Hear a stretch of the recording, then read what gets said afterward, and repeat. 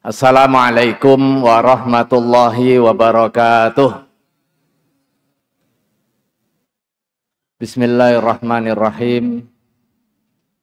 Alhamdulillahilladzi kataba alaina siyama linakuna minal muttaqin.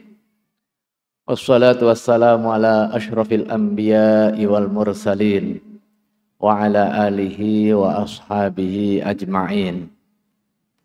Amma ba'du, wa qultu rabbi shrah li sadri wa yassir li amri wa hlul 'uqdatam min lisani yafqahu qawli wa ba'du. Shaimin shaimat rahimakumullah. Alhamdulillah malam hari ini kita bisa bertemu bersilaturahim dalam situasi sehat walafiat.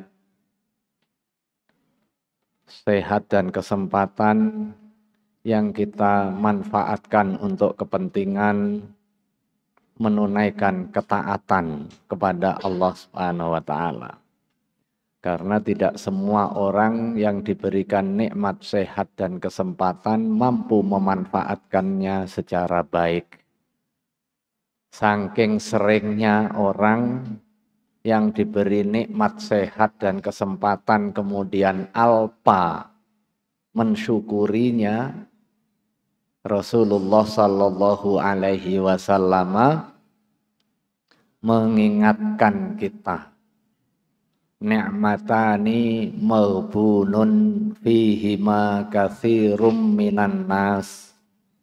Ada dua nikmat yang seringkali kebanyakan orang tertipu dan juga terlena. As-sihhatu wal faragh, nikmat sehat dan nikmat kesempatan. Dan alhamdulillah dengan dua nikmat itu hari ini kita bertemu bersilaturahim di tempat yang diberikan kemuliaan oleh Allah Subhanahu wa taala. Baitun min buyutillah. Masjid ini adalah rumah-rumah Allah. Alhamdulillahnya lagi kita bisa silaturahim setelah sekian lama pengen silaturahim dengan seluruh jamaah dan juga pengurus Yayasan Pembina Masjid Salman, Yayasan Rumah Amal Salman dan juga para takmir yang memakmurkan masjid ini. Dan Allah Subhanahu wa taala perkenankan malam hari ini bisa silaturahim bersama. Dan alhamdulillahnya lagi kita silaturahim di malam yang penuh kemuliaan. Sudah sepertiga Ramadan kita lewatkan. 10 hari puasa Ramadan 1445 kita tuntaskan. Masih 20 hari lagi. Kalau mengikuti pembabakan puasa Ramadan, awwaluhu rahmah wa awsatihu maghfirah wa akhiruhu itqun minan nar, berarti kita sudah bisa evaluasi tengah semesternya. Evaluasi paruh waktu sejauh mana keberhasilan kita di dalam menunaikan ibadah Ramadan kita. Apakah on the track di dalam mewujudkan harapan dan tujuan puasa sebagai sosok insan muttaqin, atau sebaliknya sebagaimana yang disindir oleh baginda Rasulullah sallallahu alaihi wasallam, rubba shaimin laisa min shiyamihi illal ju' wal atas. Apakah ini sudah sesuai dengan jalan ketakwaan, atau pada hakikatnya 10 hari yang sudah kita tunaikan hanya dapat lapar dan dahaga? benar kita puasa, tidak ada aktivitas yang membatalkan puasa kita, tetapi apakah benar nggak ada aktivitas yang membatalkan pahala puasa kita? Malam yada' qawla zur wal amala bihi falaisa lillahi hajatun fi ayyada'a ta'amahu wa syarabahu. Barang siapa yang enggak meninggalkan penyebaran materi kebencian antar sesama, materi hoax, fitnah melalui jejaring digital yang kita miliki, kemudian saling benci hanya karena perbedaan faksi, saling membelakangi hanya karena beda afiliasi politik, beda kelas sosial, beda fakultas, beda prodi, beda kepengurusan dan dukungan badan eksekutif mahasiswa dan lain sebagainya. Malam yada' qawla zur wal amala bihi falaisa lillahi hajatun, maka Allah enggak butuh fi ayyada'a ta'amahu wa syarabahu. Ketika dia meninggalkan puasa, meninggalkan lapar dan dahaga, meninggalkan makan, meninggalkan minum, itu sia-sia belaka. Nah, untuk mengukur itu, Allah Subhanahu wa taala di dalam ayat Al-Qur'an menjelaskan mengenai parameter pencapaian seseorang hingga derajat memperoleh rahmat. Setidaknya dari ayat itu kita bisa melakukan self-assessment. Assessment internal, muhasabatun nafsi. Kita bisa introspeksi, apakah perjalanan 10 hari puasa itu kita telah menggapai rahmat yang dijanjikan oleh Allah Subhanahu wa taala di dalam bulan Ramadan ini sebagai syahrul rahmah atau belum. Di dalam ayat Al-Qur'an, a'udzubillahi minasyaitonirrajim, bismillahirrahmanirrahim, fabima rahmatin minallahi lintalahum walau kunta faddan ghalidhal qalbi lang faddu min haulik fa'fu anhum wastaghfir lahum wasyawirhum fil amr fa idza azamta fatawakkal 'ala Allah innallaha yuhibbul mutawakkilin. Fabima rahmatin minallah, maka sebab adanya rahmat dari Allah Subhanahu wa taala. Nah, kalau seseorang memperoleh rahmat Allah Subhanahu wa taala, tandanya lintalahum, kamu akan berlaku lemah lembut kepada sesama. Sekalipun orang itu menyakitimu, sekalipun orang itu tidak mentaati perintahmu. Sebab adanya rahmat Allah Subhanahu wa taala, hatimu yang biasa keras menjadi lembut, yang biasa pemarah menjadi lebih ramah. Ayat Al-Quran ini diturunkan oleh Allah Subhanahu wa taala sebagai pujian dari perilaku baginda Rasulullah Shallallahu alaihi wasallam pada saat peristiwa Ghazwati Uhud, perang Uhud. Rasulullah Shallallahu alaihi wasallam mengatur, memberikan arahan agar perang dapat dimenangkan. Pada saat kondisi sudah mampu mendesak musuh, ghanimah diperoleh. Rasulullah sebelumnya membagi peran, ada bagian bawah, ada yang bagian di atas bukit, untuk memastikan tidak ada serangan balik dari kafir Quraisy. Di atas bukit ada 2 kelompok. Kelompok yang pertama di bawah untuk melakukan perang langsung berhadapan.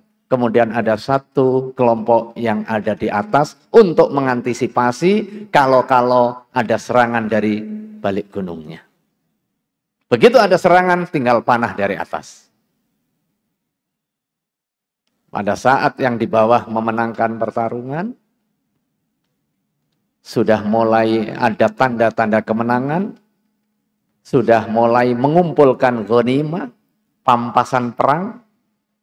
Yang di atas mulai terlena urusan dunia, melalaikan titah dan perintah baginda Rasulullah Sallallahu alaihi wasallam.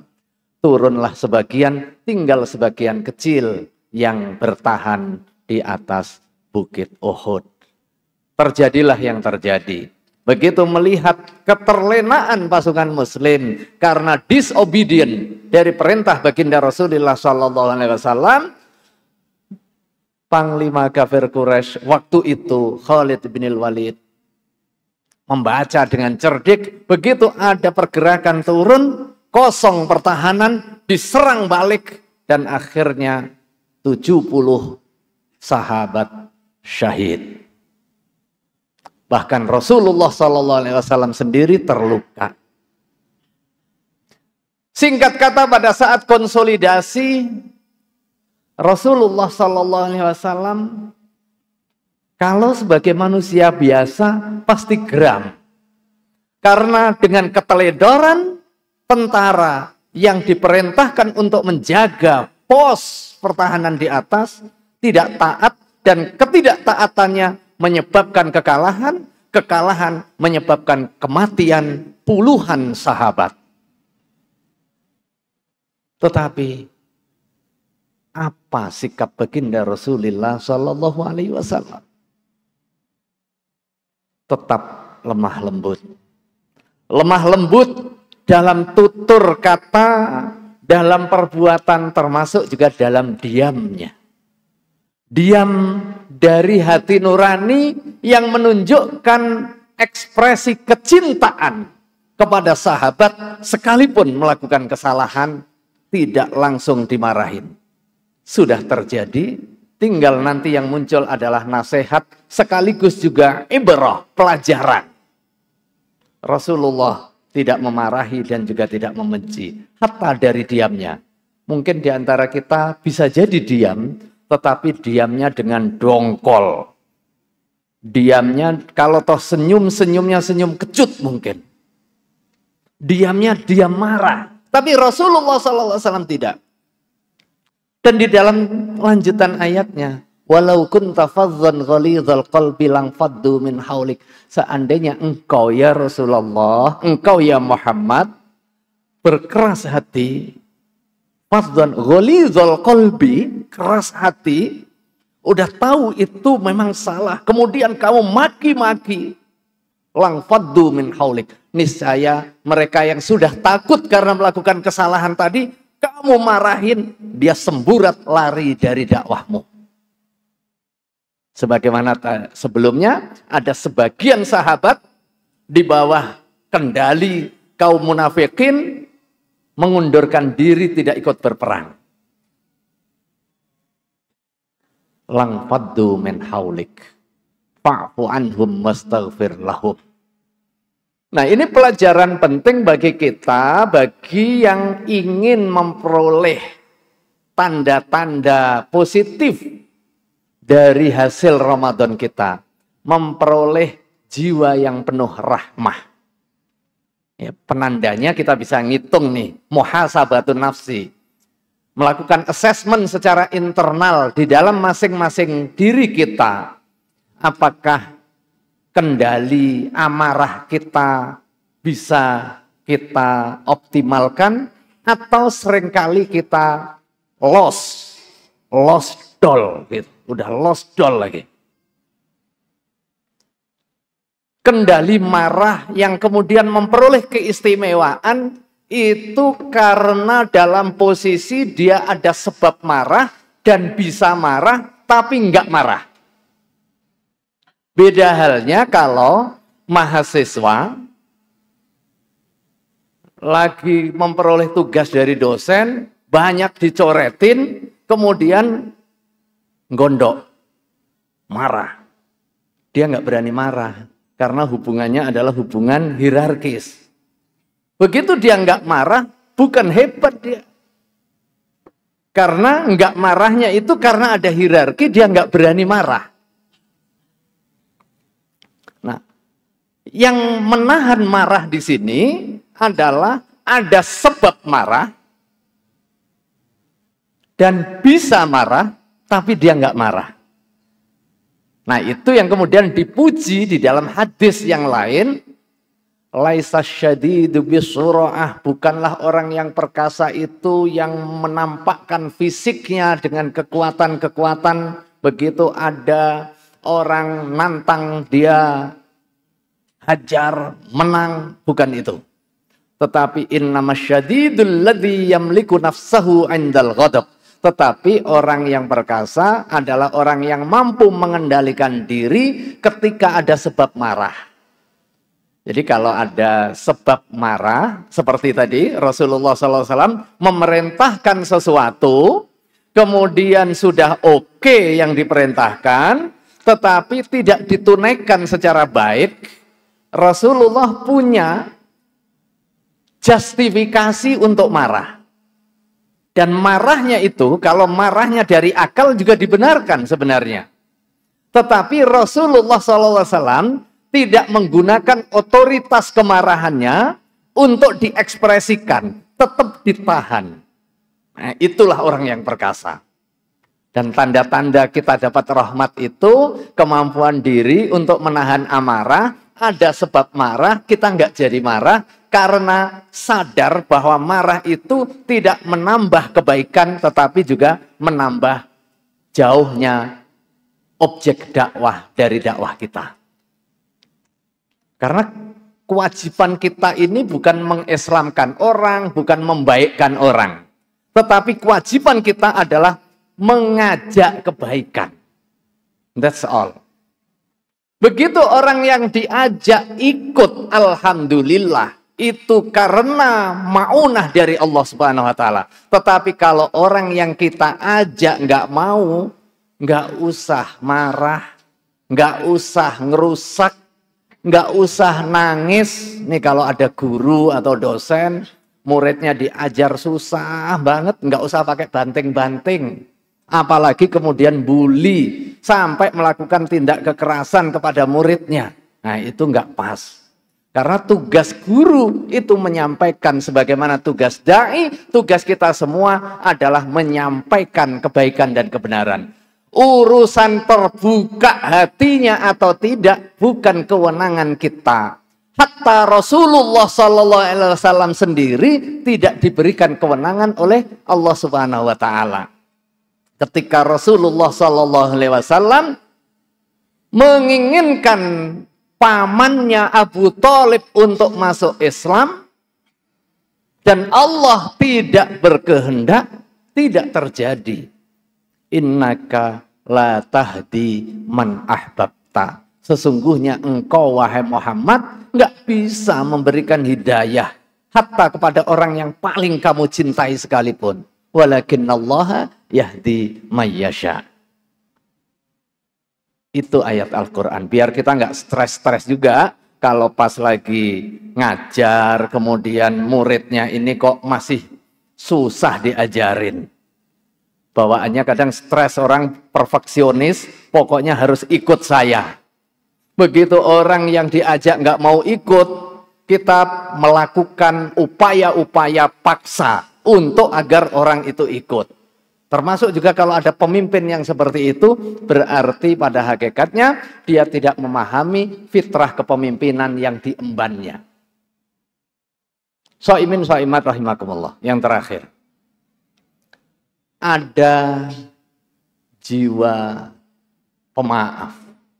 Maka ayat berikutnya fa'fu anhum wastaghfir lahum. Sekalipun dia salah, lebih baik insyirahu sodri, melapangkan dada untuk memberi maaf. Sekalipun mungkin orang yang berbuat salah itu nggak minta maaf. Ayat ini mendahulukan memberi maaf daripada menerima permaafan. Kalau ada orang minta maaf, kita wajib hukumnya memberi maaf. Tetapi memberi maaf sebagai sebuah inisiatif, itu tanda adanya rahmat Allah yang diberikan kepada kita. Sekalipun kepada orang yang tidak minta maaf. Dan sudah jelas-jelas melakukan kesalahan kepada kita. Wastaghfir lahum. Dan mintakan ampun kepada Allah Subhanahu wa taala atas kesalahan dia yang berbuat salah. Nggak mau minta maaf, berarti kan dia dosa. kita maafkan hubungan antara sesamanya, dan kita mohonkan ampun kepada Allah atas perilakunya yang tidak taat kepada perintah Allah Subhanahu wa taala.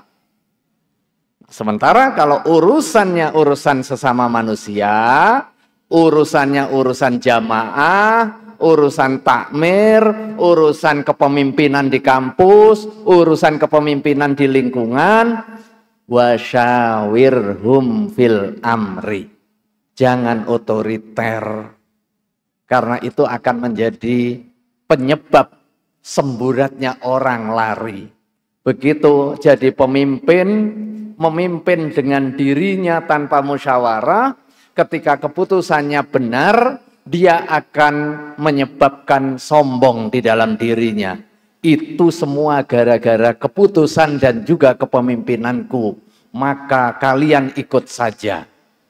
Sebaliknya, kalau ternyata keputusan dan juga kekuasaannya menyebabkan kesengsaraan masyarakat, keputusannya salah diambil, seluruh masyarakat, seluruh jamaah kalau itu diputus oleh ketua takmirnya saja misalnya, seluruh jamaah akan menyalahkan pemimpinnya.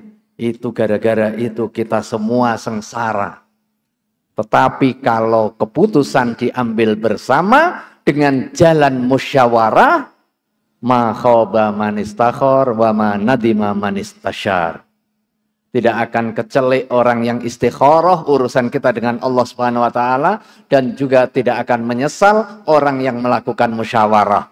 Begitu hasil musyawarah diimplementasi, mengandung kebaikan dan kemaslahatan, maka itu adalah kemaslahatan bersama. Tidak ada satu orang yang bertepuk dada karena menyombongkan kesuksesannya. Itu adalah kesuksesan bersama. Sebaliknya, kalau gagal di dalam keputusannya, tidak sesuai dengan ekspektasi, maka itu ditanggung juga bersama. Itulah ta'awun dan juga takaful yang diajarkan di dalam Islam. Dan kalau itu diambil dengan kelapang dadaan untuk kita bermusyawarah, rahmat Allah turun. Fa'idha azamta fatawakkal 'alallah, innallaha yuhibbul mutawakkilin. Kalau musyawarah sudah diambil dalam konteks kita, dalam konteks kehidupan bermasyarakat, berbangsa dan bernegara, kalau pemilu sudah dilaksanakan, kampanye untuk menyampaikan visi misi sudah disampaikan, rakyat sudah mengambil keputusan, sudah fa'idha azamta fatawakkal 'alallah. Kita terima karena tidak akan ada yang sempurna hanya milik Allah semata. Jika sudah ditunaikan tawakal kita kepada Allah Subhanahu wa taala, karena apa? Innallaha yuhibbul mutawakkilin. Tidak mungkin orang bersekutu di dalam kebatilan. La yajtami'a ummati ala dhalalah. Ketika yang dipersekutukan itu adalah kepentingan, kemaslahatan dan juga kebaikan bersama. Bisa jadi ijtihadnya berbeda-beda, tetapi kemudian begitu sudah diambil satu keputusan yang kebetulan berbeda, dia harus ikut kepada yang keputusan mayoritas itu. Itulah ajaran Islam. As-sam'u wa ta'ah bima ahabba au kariha. Wajib hukumnya taat dan patuh terhadap keputusan yang sudah diambil. Sekalipun kepemimpinan hasil keputusan itu berasal dari budak belian hitam lekam dari Ethiopia sekalipun. Sepanjang kepemimpinannya tidak memerintahkan yang haram atau mengharamkan yang halal. Barakallahu li wa lakum bil Qur'anil azim wa nafa'ani wa iyyakum bima fihi minal ayati wadh-dzikril hakim. Wallahul muwaffiq wal hadi ila aqwamit thariq. Wassalamualaikum warahmatullahi wabarakatuh.